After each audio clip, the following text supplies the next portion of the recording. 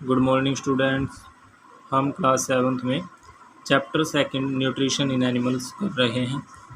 Dear students, हमने पिछली video में ये क्वेश्चन किया था विलाई क्या होती है। ये आपको समझ आ गया होगा, अपने नोटबुक में अपने लिख भी लिया होगा। आज स्टूडेंट्स हम जो क्वेश्चन करेंगे वो 6th क्वेश्चन है।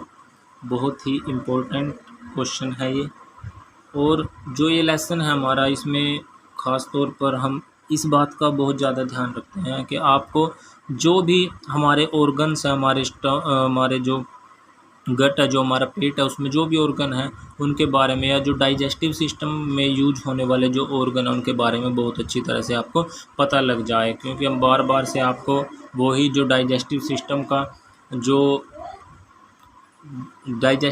का जो डायग्राम है वो आपको बार बार दिखाते हैं, बार बार से ऑर्गन के बारे में बताते हैं ताकि आपको वो आसानी से याद हो जाए। तो स्टूडेंट्स देखिए क्वेश्चन 6 में वेयर इज़ क्या पूछा है उसने, where is the bile produced. Bile जो जूस होता है एक तरह का जो हमारे शरीर में निकलता है, वो कहाँ से निकलता है। विच component of food does it digest, यह किस कंपोनेंट को डाइजेस्ट करने के लिए होता है, मतलब भोजन के किस कंपोनेंट को डाइजेस्ट करने के लिए इसका उपयोग किया जाता है। कंपोनेंट मतलब ये कार्बोहाइड्रेट को डाइजेस्ट करता है, प्रोटीन को, विटामिन, किस चीज़ को डाइजेस्ट करता है ये। तो देखते हैं हम आंसर में। सबसे पहले मैं आपको बता देता हूँ कि इसमें क्या प्रोसेस होता है, इसका कहाँ से निकलता है। डायग्राम दिखाता हूँ आपको एक बार। ये स्टूडेंट्स हमारा जो डायग्राम है इसमें देखिए, ये यहाँ पे ओसोफेगस गई है, ये स्टमक है और ये लीवर है। तो ये लीवर जो है ये बहुत इम्पोर्टेंट ऑर्गन होता है। लीवर बहुत इम्पोर्टेंट ऑर्गन होता है। लीवर में से ही बाइल जूस बाइल डक्ट के द्वारा बाहर आता है। अब आपको पता लग गया कहाँ से निकलता है, लीवर से निकलता है। और आगे जो पूछा था वो हम क्वेश्चन पे जाते हैं, वहाँ से पढ़ेंगे क्या क्या क्या उसने आंसर में लिखा हुआ है। देखिए student, bile reproduced in liver, bile कहाँ से निकलता है, लीवर से। But it stored in gall bladder, bile duct के द्वारा निकलता है। बाइल डक्ट एक नलिका सी होती है, उसके द्वारा निकलता है। But it stored in gall bladder, कहाँ पे स्टोर होता है, गोल ब्लैडर होता है गेंद की आकार का, उसमें ये स्टोर होता है। इट मिक्सिस विद फूड, ये भोजन के साथ मिल जाता है। इन द स्मॉल इंटेस्टाइन, कहाँ जाके मिलता है, स्मॉल जो छोटी आंत है उसमें जाके मिलता है। देखिए स्टूडेंट्स, निकलता है यहाँ लीवर से और कहाँ जाता है, फिर यहाँ पे गोल ब्लैडर होता है, उसमें इकट्ठा होता है, फिर उसके यहाँ पे जाके भोजन में मिल जाता है, स्मॉल इंटेस्टाइन में। एंड डाइजेस्ट मेनली फैट, और इसका जो मेन काम है, ये किसको डाइजेस्ट करती है, ये किसको डाइजेस्ट करता है, फैट को। जो हमारे शरीर में वसा होती है, जो मोटापा है कहने का मतलब, उसको फैट को डाइजेस्ट कर देता है। तो स्टूडेंट्स ये क्वेश्चन आपको करना है। इसके साथ ही जो आपको नेक्स्ट क्वेश्चन करना है वो है 8th क्वेश्चन। देखिए क्या है, why do we get instant energy from glucose, हमें क्यों एकदम से जो ग्लूकोज होता है, आपने देखा होगा ग्लूकोज होता है, ग्लूकोन डी जैसे ऐड भी आती है, वो आपने देखा होगा। उसमें बोलते हैं कि ग्लूकोन डी पीते ही एकदम इंस्टेंट एनर्जी आ जाती है, जल्दी से एनर्जी आ जाती है बॉडी में।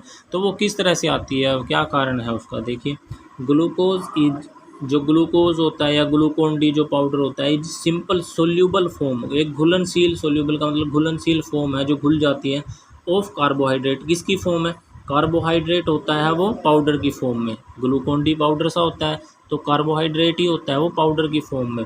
और कार्बोहाइड्रेट एक ऐसा कंपोनेंट है, फूड ऑफ कंपोनेंट है जो हमें इंस्टेंट एनर्जी देता है, जो हमारे शरीर में जाके जल्दी से एनर्जी देता है। विच इज़ ईजिली डाइजेस्ट, ये बहुत आसानी से डाइजेस्ट हो जाता है क्योंकि ग्लूकोन डी पाउडर की फॉर्म में होता है। Easily digested by the body, और इसको आसानी से डाइजेस्ट कर लिया जाता है, भोजन के द्वारा पचा लिया जाता है। It assimilate into the blood, और ये एकदम से शरीर में जाके ब्लड में मिल जाता है। कार्बोहाइड्रेट डायरेक्ट शरीर में जाएगा और वो किस में मिल जाएगा, ब्लड में मिल जाएगा, खून में मिलने के बाद एंड रिलीज इंस्टेंट एनर्जी, और खून में मिलने के बाद वो एकदम से एनर्जी को रिलीज़ कर देता है, एनर्जी को छोड़ देता है। और जब पूरा जो खून है वो हमारे सारे शरीर में फैलता है तो उससे हमें एकदम एनर्जी मिल जाती है। तो डियर स्टूडेंट्स, आपको ये क्वेश्चन भी समझ आया होगा, आपको ये क्वेश्चन भी अपनी नोटबुक में राइट करना है। उसके साथ ही आपको ये सारी जो फिल इन द ब्लैंक्स हैं इनको भी राइट कर लेना है। इसमें देखिए क्या दिखाया गया है, एब्जॉर्प्शन ऑफ फूड कहाँ होगा, स्मॉल इंटेस्टाइन में होगा। च्यूइंग फूड, भोजन को चबाते, क्या बुक्कल कैविटी में चबाते हैं, वहीं पे दांत होते हैं हमारे, मुंह को ही क्या बोला जाता है, बुक्कल कैविटी बोला जाता है। किलिंग ऑफ बैक्टीरिया, बैक्टीरिया कहाँ पे मरते हैं, स्टमक में। कंप्लीट डाइजेशन ऑफ फूड, भोजन का डाइजेशन कहाँ पे होता है कंप्लीट, और कहाँ पे हो जाता है, स्मॉल इंटेस्टाइन में हो जाता है। फॉर्मेशन ऑफ फेसिस, फेसिस मतलब जो कि मल बच गया है वो कहाँ पे इकट्ठा होता है, तो कहाँ पे बनना उसका शुरू हो जाता है, उसका होता है लार्ज इंटेस्टाइन, जो बड़ी आंत होती है वहाँ पे जो मल है जो बाहर निकलना है वेस्ट, उसका बनना लार्ज इंटेस्टाइन में स्टार्ट हो जाता है। आपको जो आप आज काम कराया, तीनों क्वेश्चन आपको अपनी नोटबुक में राइट करने हैं, बिल्कुल net and clean hand writing में आपको राइट करने हैं अपनी नोटबुक में। और जब भी आपको ये बताया जाएगा कि आपको अपनी नोटबुक चेक कराने आनी है, तो आपको उस दिन अपनी नोटबुक लेके स्कूल आनी है और उसको चेक करवाना है। Okay students.